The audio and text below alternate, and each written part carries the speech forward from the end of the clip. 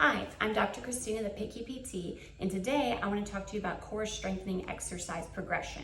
There's a million core strengthening exercises you can find on the internet and on YouTube.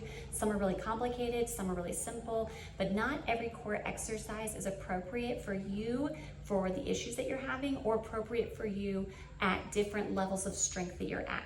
So I'm going to go through a quick core progression that I would take anyone through and tell you about how I would know when they were ready to move on to the next level so you can progress yourself at home. So the first level of core progression I start anyone off with is pelvic tilts.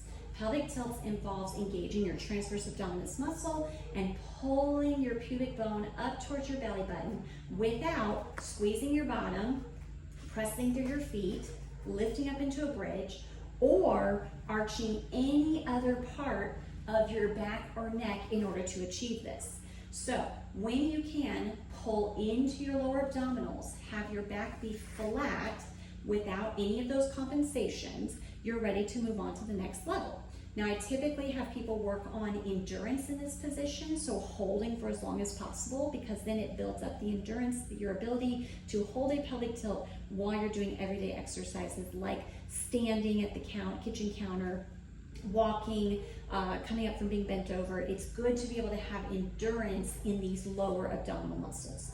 The next progression that I would start someone off with is doing bent knee fall out. So while holding your pelvic tilt, you're going to let one knee fall out and then you're going to bring it back in. Now the trick to this is you cannot let the leg that is stable move around as you're doing this. You also cannot let yourself lose your pelvic tilt as you move the leg out to the side. The difficulty is in holding that pelvic tilt without arching anywhere in your spine while you let one leg fall out and the other leg fall out. You may find that one side's easier than the other, so you may have to work on one side more than the other in order to be able to move on to the next level.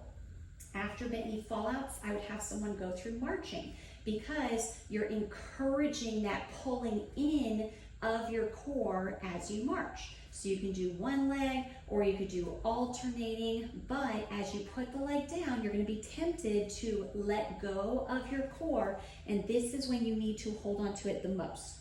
I typically tell people start off with 2 sets of 10. When 2 sets of 10 becomes easy, you can move on to 3 of 10 and then 3 of 15. When you can do 45 reps in a row and you don't need a break at all, that's when you know you're ready to move on to the next level. You can also add ankle weights or resistance band around your knees to make this harder as well. If you don't want to move on, you just want to make this specific exercise harder. So after bent knee fallouts, we're going to do the opposite and we're going to lengthen our body rather than curling our leg in. We still have to hold that pelvic tilt and we can't have any kind of pelvis movement or back arching as we do this. The lower you kick out and the further out you kick out, the harder it's going to be. So if it's too hard, you can kick up higher or you can kick out not fully to make this more manageable. After you have achieved the ability to do this without compensation for 3 sets of 15 and you're ready to move on, you can then add doing some arm movement as well. So you can stretch out the opposite arm, holding in on your core, not bulging out, but holding in as you reach and not letting any kind of pelvic rotation, back arching happen as you do this. After you've mastered this level, you could move on to full unweighting of your legs. Start off with lifting one leg up, one leg down, other leg down.